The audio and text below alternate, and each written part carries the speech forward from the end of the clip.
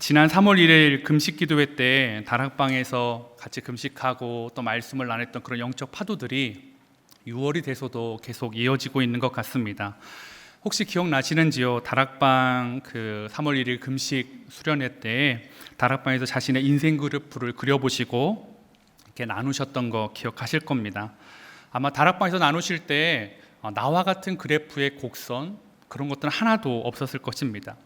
그 이유는 각 사람마다 인생의 지나온 길로 인한 높고 낮음이 다르기 때문입니다.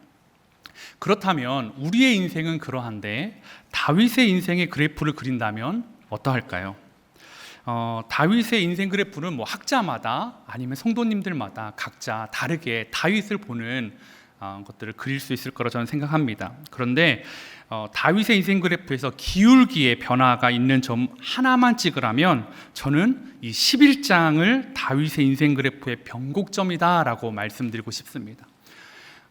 그래서 물론 이제 앞에 많은 사건과 의미가 있는 사건들이 있었지만 연속성 상에서 그래프가 언제 꺾였는지 언제 변하게 됐는지를 볼 때 그 특징은 11장을 저는 중심으로 생각해 보고 싶습니다.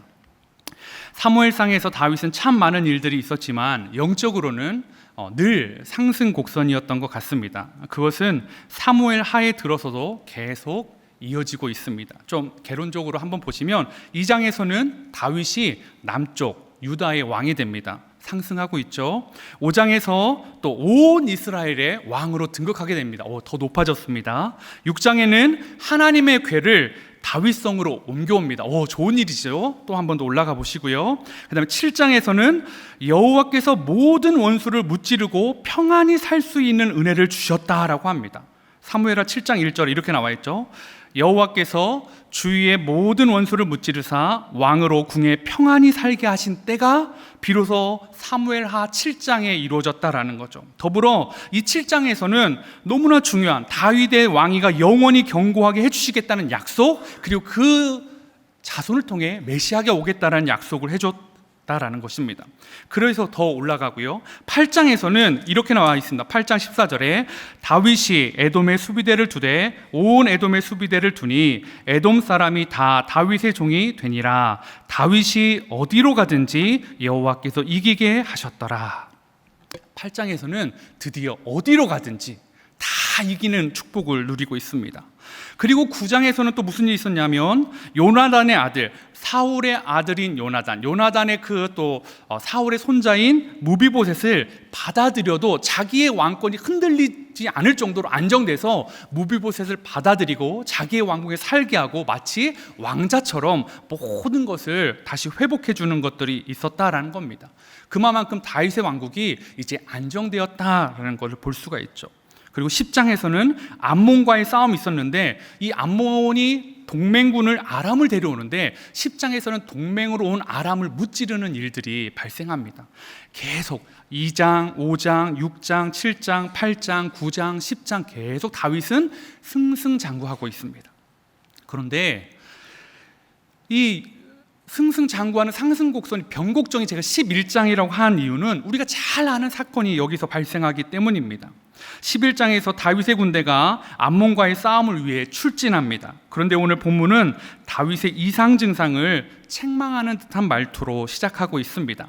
사무엘하 11장 1절을 보시면 그 해가 돌아와 왕들이 출전할 때가 되매 다윗이 요압과 그에게 있는 그의 부하들과 온 이스라엘 군대를 보내니 그들이 암몬 자손을 멸하고 랍바를 에워쌌고 다윗은 예루살렘에 그대로 있더라. 이 팔레스타인은 주로 봄에 전쟁을 치렀습니다. 그 이유는 겨울 동안 비가 내리게 되는데요. 비가 그치면 도로사 정도 좋아지고요. 또 이 겨울비 다음에 밀과 보리 같은 곡식들은 아직 추수할 때가 아니어서 이 남자들을 전쟁에 동원하기가 좋은 그런 시기였습니다. 그 해가 돌아왔다라는 것은 바로 이때고 전쟁의 계절이 돌아왔다라는 것입니다. 이러한 때에 미해결 과제 10장에서 그 아람은 쳤지만 암몬을 아직 전쟁에 승리하지 못했기 때문에 이 미해결 과제인 암몬을 치기 위한 전쟁은 당연한 것이었습니다. 근데 이 다윗의 이상 증상을 뭐라고 이야기하냐면 왕들이 출전할 때가 되매 다윗은 예루살렘에 그대로 있더라. 문맥적으로 보면 이렇게 해야 되잖아요. 왕들이 출전할 때가 되매 다윗이 출전하더라. 그런데 그렇게 하지 않고 지금 다윗은 출전할 때가 되었음에도 불구하고 출전하지 않고 있다라는 거죠. 그의 군사들과 그의 군대의 장군들은 출전하였지만 왕인 다윗은 출전하지 않았다라고 이야기하고 있습니다. 다윗의 부하들과 군대가 암몬을 멸하고 마지막 랍바를 포위하고 있을 다윗은 오침을 하고 있고 저녁 때쯤 일어나 한가하게 옥상을 거닐고 있었습니다. 사무엘하 11장 2절을 메시지 성경으로 한번 보도록 하겠습니다. 어느 느지막한 오후 다윗이 낮잠을 자고 일어나 왕궁 옥상을 거닐고 있었다. 시야가 트인 옥상에서 보니 한 여인이 목욕을 하고 있는 모습이 눈에 들어왔다. 여인은 눈부시게 아름다웠다. 너무 멋진 장면이지 않습니까? 왕궁에서 오침하고 탁 일어났는데 탁 트인 전경도 예쁜데 거기에 너무나 눈부신 아름다운 여인이 있었다라는 거죠. 그런데 사실 이 다윗의 입장에서는 사실 여기까지는 죄가 아니거든요. 다윗의 입장에 옥상을 거닐다가 목욕하는 여인을 본 것은 이 나쁜 행동이 아니었어요. 이게 왜 그러냐면 이게 뭐 다윗이 이제 딱 시간 맞춰가지고 알람 맞춰놓고 오후가 됐어 이제 일어나자. 자 그래서 은근슬쩍 가지고 오늘은 어느 집을 한번 볼까? 왕궁이 높으니까 자 한번 볼까? 이게 아니었어요. 어제는 저 집이었는데 별로야. 오늘은 이쪽으로 해가지고 쭉 한번 순회를 해볼까? 이게 아니었다라는 거죠. 그냥 돌발적인 상황이었다라는 거죠. 다윗 입장에서 좀 억울할 수 있을 것 같아요. 바세바 입장은 더 억울합니다. 왜냐하면 바세바는 야야야 왕이 요새 전쟁에 안 나가고 오후에 잠자고 초저녁에 왕궁에 올라와서 이렇게 쓱 본대. 그러면 오늘은 어디 쪽으로 올까? 지난번에 저쪽이었으니까 오늘은 우리 집 쪽일까 하고 이게 아니었거든요. 왕을 유혹하기 위해 계획적으로 목욕 시간을 맞춘 건 더더욱 아니었습니다. 그녀는 왕의 아내는 아니었지만 훌륭한 집안의 딸이었습니다. 그리고 자신을 사랑하는 용감한 남편이 있었던 유부녀였습니다. 이러한 것을 성경이 이렇게 이야기하고 있습니다. 사무엘하 11장 4절에 다윗이 전령을 보내어 그 여자를 자기에게로 데려오게 하고 그 여자가 그 부정함을 깨끗하게 하였으므로 더불어 동침하매 그 여자가 자기 집으로 돌아가니라. 여기서 부정함을 깨끗하게 했다는 것은 바세바가 생리가 끝났다라는 것입니다. 그래서 율법이 정한 정결례를 하고 있는 거예요. 레위기 15장 19절입니다. 한번 읽어보실까요? 시작.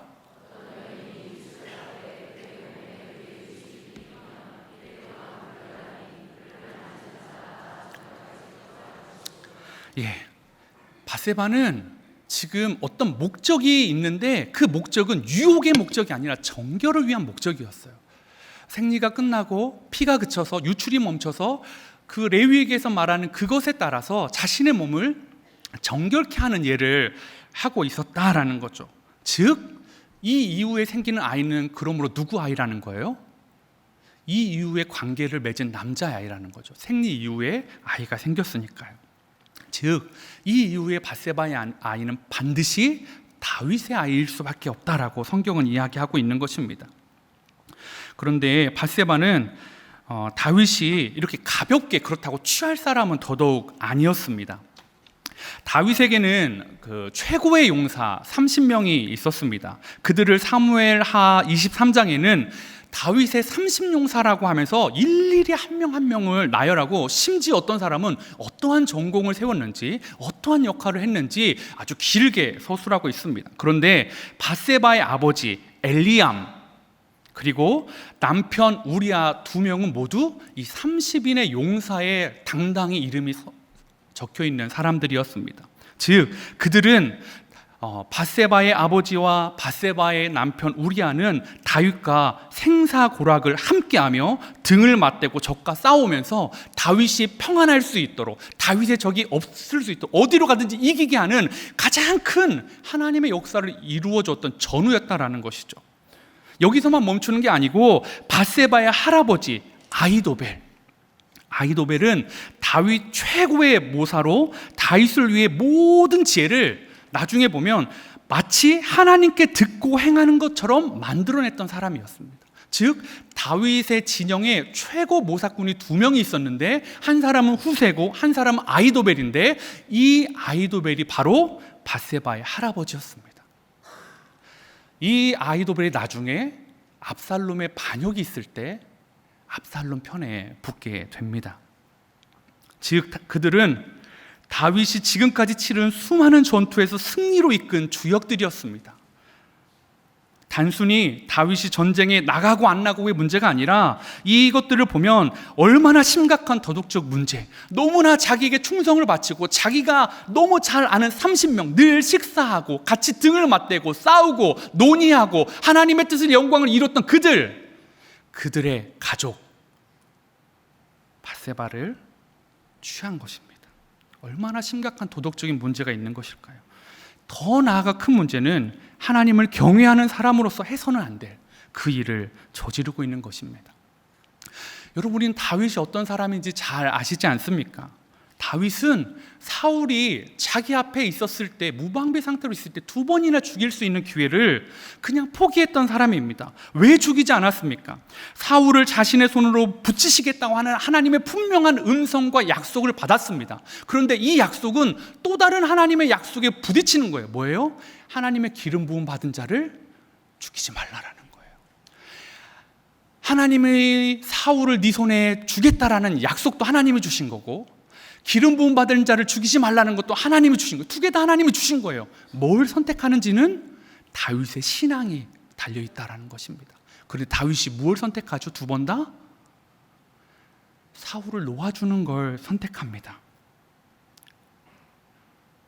자신은 이 선택을 하면 더 도망가야 됩니다. 그리고 더 기다려야 됩니다. 더 손해보아야 됩니다. 그런데 그 선택을 할 수 있었던 이유는 무엇입니까? 그가 하나님이 기뻐하신, 똑같이 2개 다 하나님이 허락했지만 내가 손해보더라도 하나님이 더 기뻐하시는 것을 선택할 수 있었던 그런 사람이었다라는 것입니다. 그랬던 그가, 이렇게 높은 도덕성과 이렇게 뛰어난 하나님을 향한 마음이 있었던 그가 왜 하나님의 말씀과 인간관계를 철저히 파괴하는 행동을 하고 있을까요? 무엇이 다윗의 마음의 길을 잃어버리게 만들었을까요? 저는 오늘 한 4가지 정도로 이 마음을 잃어버리게 한, 길 잃어버린 마음에 대한 힌트를 좀 찾아가려고 합니다. 근데 이 4가지들을 좀 사실 하나하나 이렇게 좀 깊게 있게 보면 그것도 의미가 있을 텐데, 오늘은 좀 개론적으로 크게 4가지들을 좀 한번 보도록 하겠습니다. 첫 번째는요, 보이는 곳에 속아서 중심을 잃어버렸다라는 것입니다. 다윗의 눈에 비추어진 밧세바는 심히 아름다워 보였습니다. 아름답게 보인 밧세바도, 밧세바를 아름답게 본 다윗도 아직 죄인이 아니었습니다. 우발적이고 돌발적인 그런 상황이었다라는 것입니다. 그런데 아름다워 보이는 것 자체가 죄는 아니었고, 아름다운 것을 가지고 싶은 것도 죄는 아니었는데, 문제는 아름다운 것을 취하는 방법과 그 대상에 있었다라는 것입니다. 여러분, 다윗의 성공 비결 무엇입니까? 사무엘상 16장 7절은 이렇게 이야기합니다. 여호와께서 사무엘에게 이르시되 그의 용모와 키를 보지 말라. 내가 이미 그를 버렸노라. 내가 보는 것은 사람과 같지 아니하니 사람은 외모를 보거니와 나 여호와는 중심을 보느니라 하시더라. 중심이 하나님 보시기에 좋았던 사람, 그가 다윗이었습니다. 그리고 하나님처럼 중심을 볼 줄 알았던 사람, 그리고 그 중심을 보는 것을 연습시켰던 다윗이었습니다.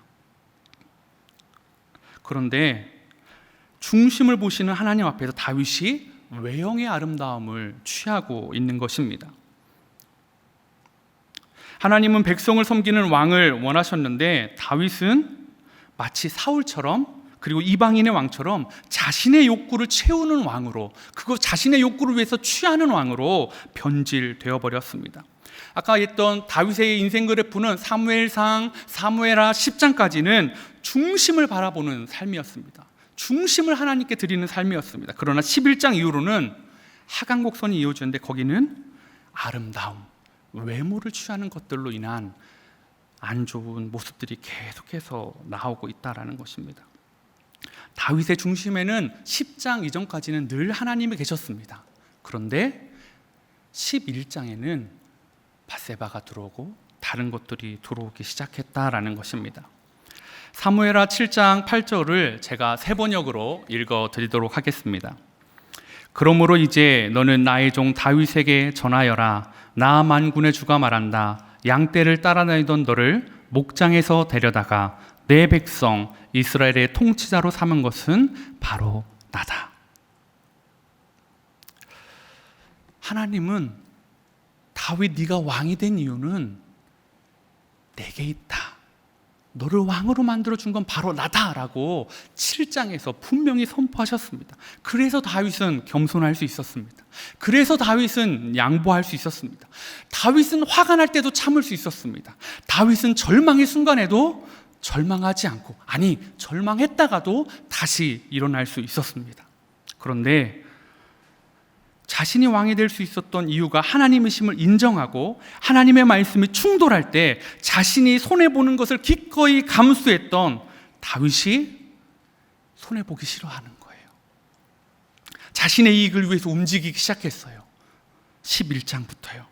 눈에 보이는 밧세바의 아름다움은 절대 취하면 안 되는 것이었습니다. 왜요? 다윗이 가지려고 노력했어도 안 되는 것이었어요. 왜냐하면 자신의 측근, 최측근 3명과 연관된 가족이었습니다. 더 나아가선 수많은 율법, 십계명과 레위기에서 말했던 그 모든 율법이 금지하고 있는 관계였습니다. 그걸 취하면 죽으리라 말씀하셨던 그런 범죄였습니다. 그런데 다윗은 보이는 것에 속아서 중심을 잃어버렸습니다. 하나님께 향한 마음의 중심의 길을 잃어버린 것입니다. 죄의 길에서 돌아서는 브레이크가 파멸돼 버린 것 같습니다. 더 큰 문제는 이 사건으로 인해서 끝난 것이 아니라 다윗의 인생 그래프가 계속 내리막을, 그리고 급격한 내리막을 간다라는 것입니다. 마음의 길을 잃어버리게 만든 두 번째는 자신의 감정에 속아 중심을 잃어버렸다라는 것입니다. 사무엘하 13장 1절에서 2절에 보면 이렇게 나와 있습니다.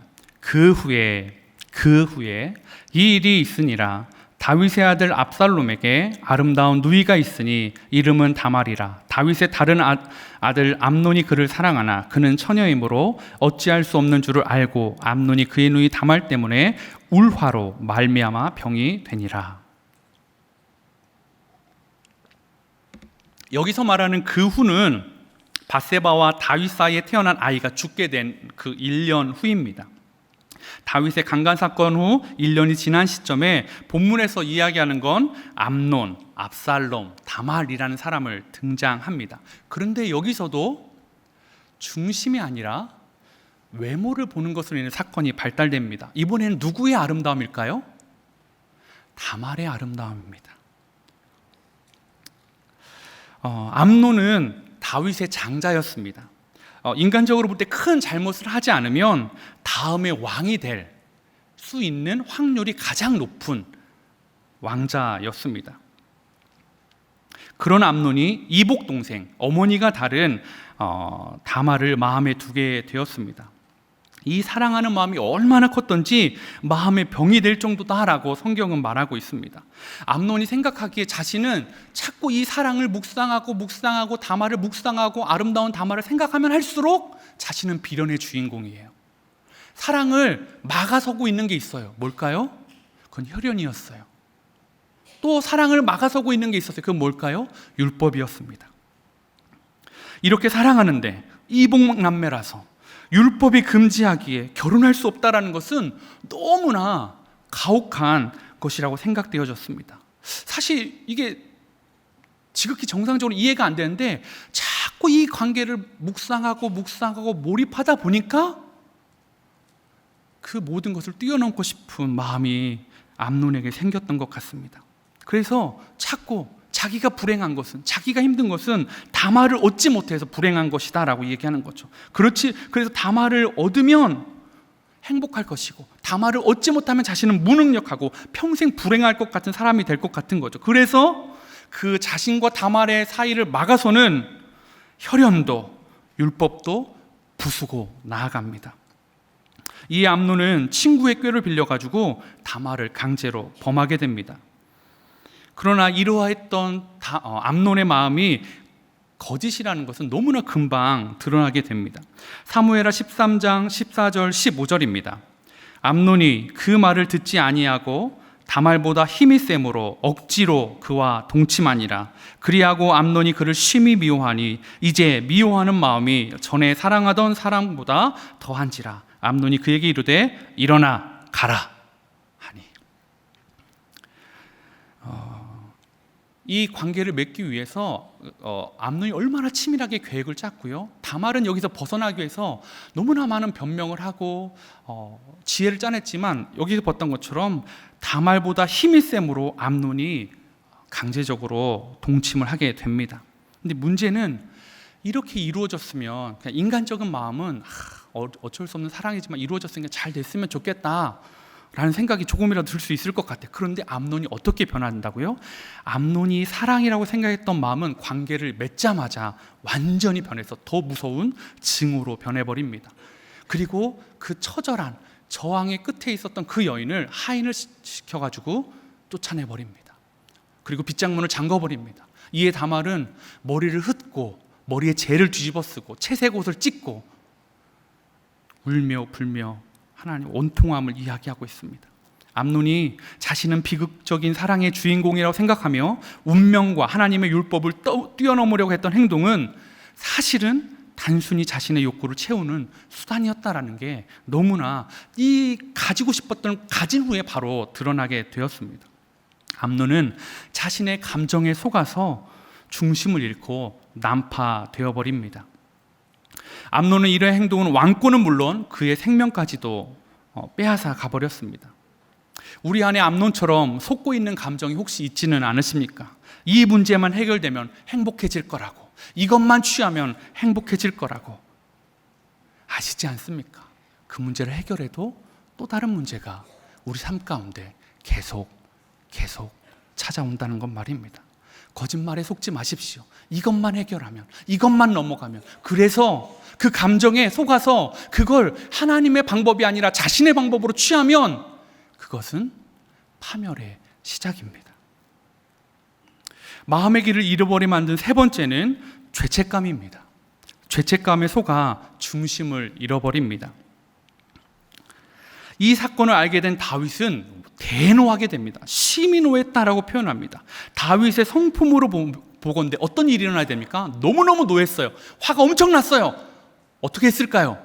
이건 자신의 가정의 문제이자 이스라엘 가운데 이런 일은 발생하면 안 되는 일이었어요. 이런 일은 밖으로 끄집어내서 죽여야 되는 죄였어요. 자, 심히 분을 냈습니다. 어떻게 해야 됩니까?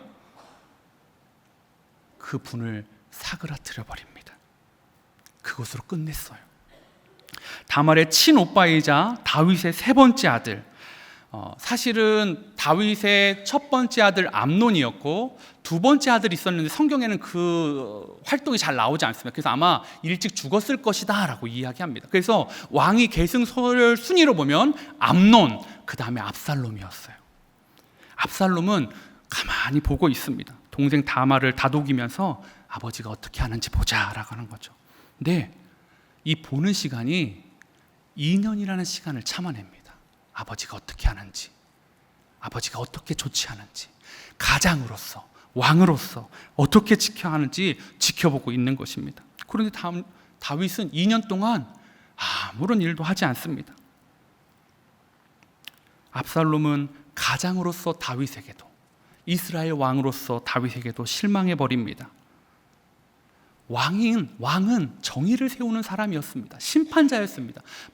잘잘못을 따져주는 사람이었습니다. 그걸 해줘야 될 왕이, 집안의 그 일을 해줘야 될 가장이 안 하니까 압살롬이 그러면 내가 해야지. 왜요? 아버지가 안 하고 첫째 영은 할 수 없고 그러면 내가 해야지라고 나서게 됩니다. 그래서 직접 자기가 이 암논을 죽여버리는 일이 발생합니다. 왜 다윗은 암논의 행위에 심히 노했음에도 벌을 내리지 못했을까요? 그것은 1년 전, 그 후에라고 했던 바로 앞에 있었던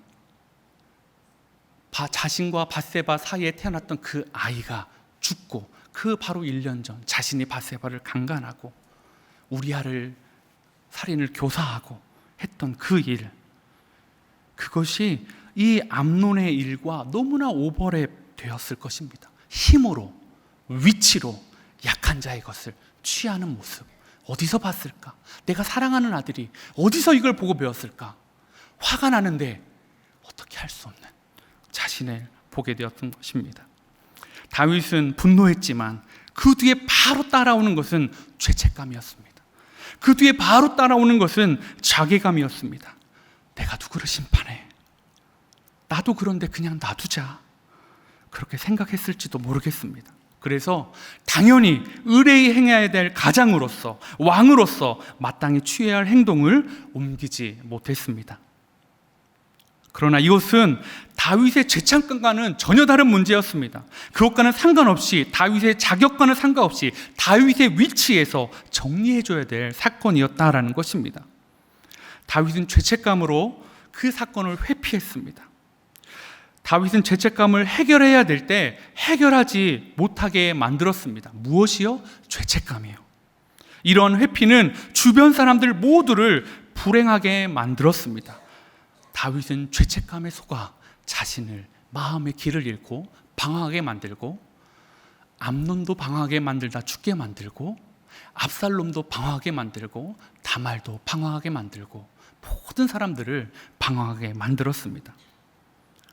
마지막, 마음의 길을 잃어버린 네 번째는 자기의 의에 속아 중심을 잃어버렸다라는 것입니다.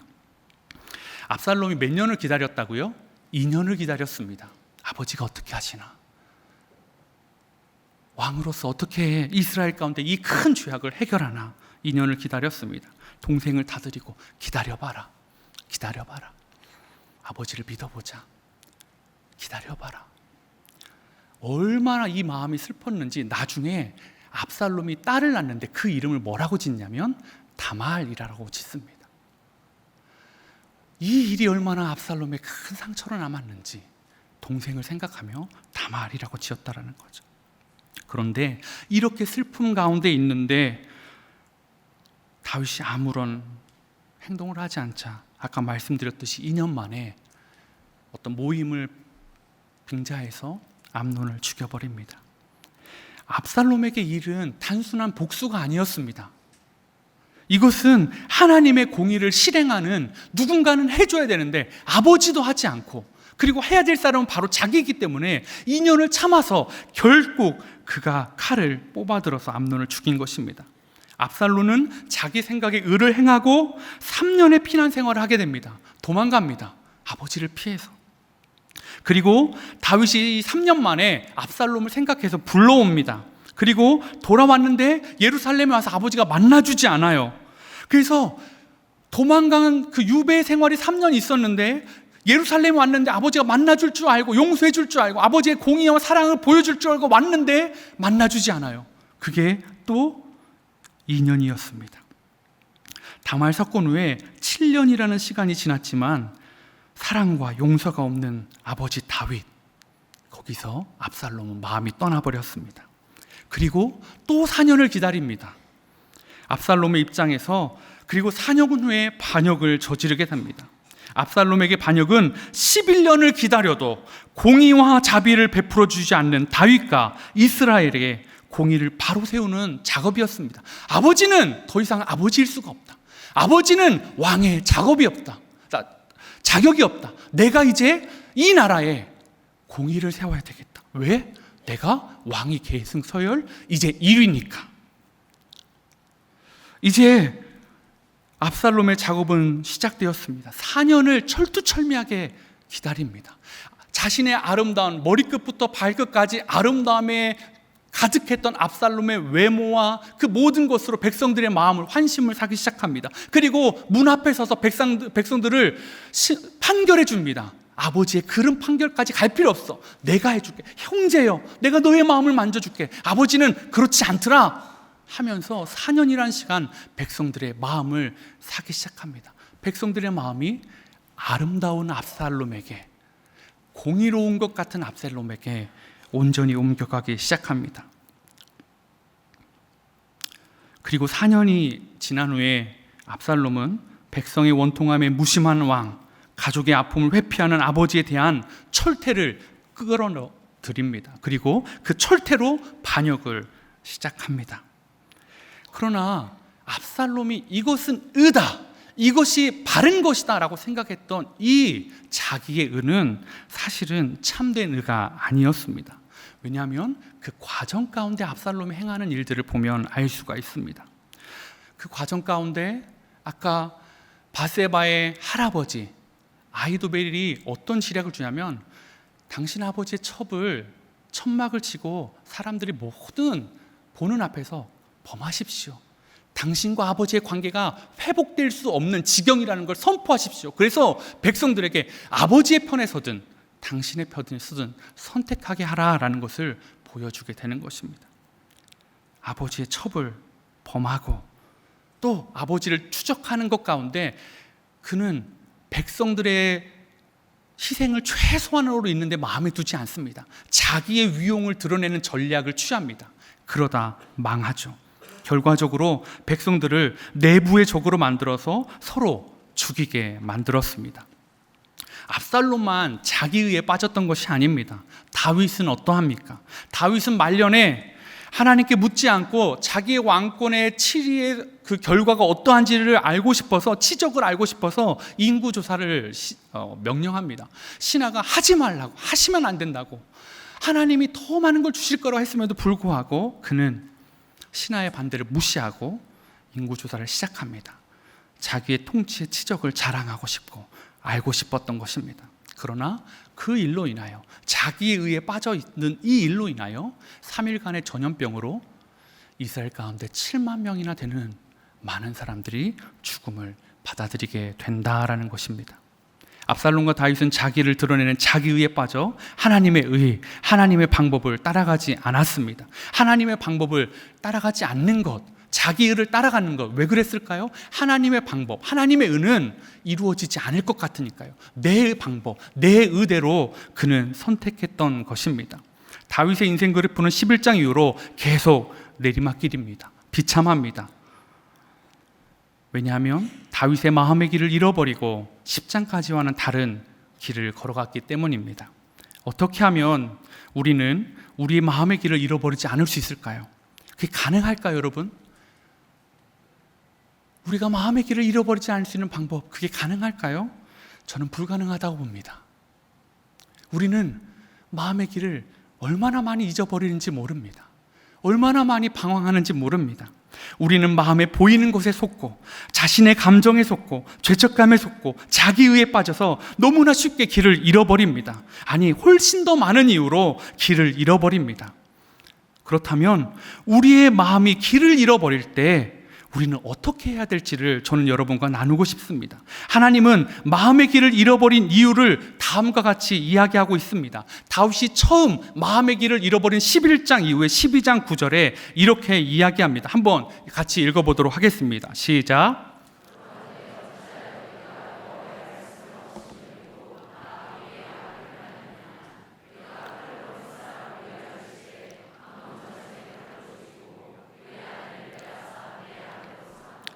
말씀을 업신여긴다는 것은 가볍게 여겼다는 것입니다. 우리의 인생의 나침반이 하나님, 그리고 하나님이 보여주시는 말씀을 가볍게 여기고 자신 안에 다른 것을 중요하게 생각하면서 이러한 일이 발생했다라는 것입니다. 10장과 11장에서 다윗이 변한 것이라고는 말씀을 가볍게 여기는 이 태도 하나였습니다. 10장까지의 상승곡선을 꺾어버리는 것은 마음이 변했다라는 것입니다. 하나님의 말씀을 대하는, 그리고 하나님은 그것을 악행이다라고 말씀하고 있다라는 것입니다. 담임 목사님께서 이번 주일에 하루살이는 걸러내고 낙타는 삼키고라는 제목으로 말씀을 해주신 걸 기억하실 것입니다. 어쩌면 우리 안에 우리가 마음껏 들여 마셨던, 삼켰던 그 낙타 모두가 하나님의 말씀을 업신여기고 가볍게 여긴 것으로 오고 있는 것은 아닙니까? 그랬던 그 결과가 어떻습니까? 다윗은 바세바와의 사이에서 태어난 아이를 잃어버렸습니다. 다윗은 첫 번째 아들인, 사랑하는 아들인 암논을 잃어버렸습니다. 머리끝부터 발끝까지 흠이 없던 압살롬을 잃었습니다. 사랑하는 백성 7만 명을 잃어버려야 했습니다. 하나님은 철저하게 다윗이 마음을 잃어버리게 했던 모든 것을 빼앗아가 버리셨습니다. 다윗이 나에게 이 정도쯤이야 하고 삼켜버렸던 그 낙타들, 그리고 그 4가지 것들을 하나님은 다 빼앗아버림으로 말미암아서 다 빼앗긴 다음에 이게 없어도 내가 살 수 있는데 이걸 주었구나. 마치 암논이 다말을 품고 사랑이 아니라 증오로 변해버렸던 것처럼 우리는 너무나 많은 낙타를 이것만 있으면 행복할 것처럼, 이것만 있으면 내가 더 잘 살 것처럼 들이마시고 있는 것은 아닙니까? 그러자 다윗은 그 처절한 깨달음 앞에서 철저한 회개로 방향을 바꾸기 시작합니다. 우리는 방향을 잃을 때마다, 마음의 길을 잃어버릴 때마다 철저한 회개가 있어야 된다라는 것입니다. 우리는 우리 안에 있는 낙타를 그냥 두면 안 됩니다. 주일 안에 주일 말씀을 듣고 한 주간 금식하고 다락방에서 말씀을 나누고 내 낙타는 이런 겁니다 라고 끝난다면 그것은 진짜 바보 같은 것입니다. 아니, 낙타를 몰랐던 때보다 더 하나님께 혼날 일입니다. 우리가 왜 그렇게 하면 안 된다는 것입니까? 다윗은 어떻게 자신의 마음을 하나님께 올려드리냐면 시편 51편 10절 12절을 제가 3번역으로 읽어드리겠습니다. 하나님, 내 속에 깨끗한 마음을 창조하여 주시고 내 속에 견고한 심령으로 새롭게 하여 주시옵소서. 주님 앞에서 나를 쫓아내지 마시며 주님의 성령을 나에게서 거두지 말아 주십시오. 주님께서 베푸시는 구원의 기쁨을 내게 회복시켜 주시고 내가 지탱할 수 있도록 내게 자발적인 마음을 주십시오.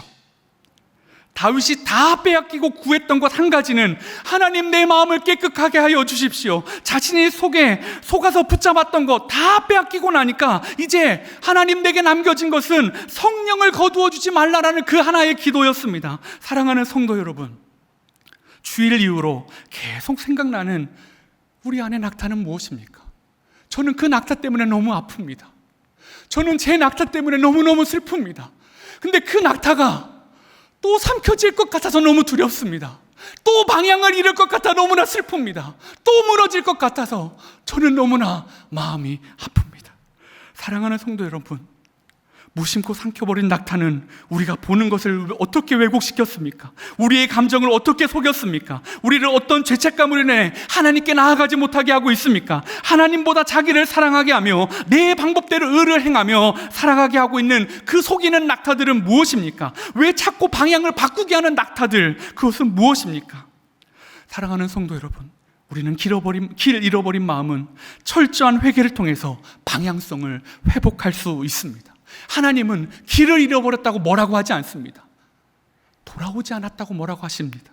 오늘 이 시간 철저한 회개를 통해 거짓된 방향성으로 인해 빼앗긴 구원의 기쁨이 회복되기를 소망합니다. 그리고 다시 하나님의 말씀의 길을 자발적으로 걸어가는 마음이 회복되는 그러한 밤이 되기를 간절히 소망합니다.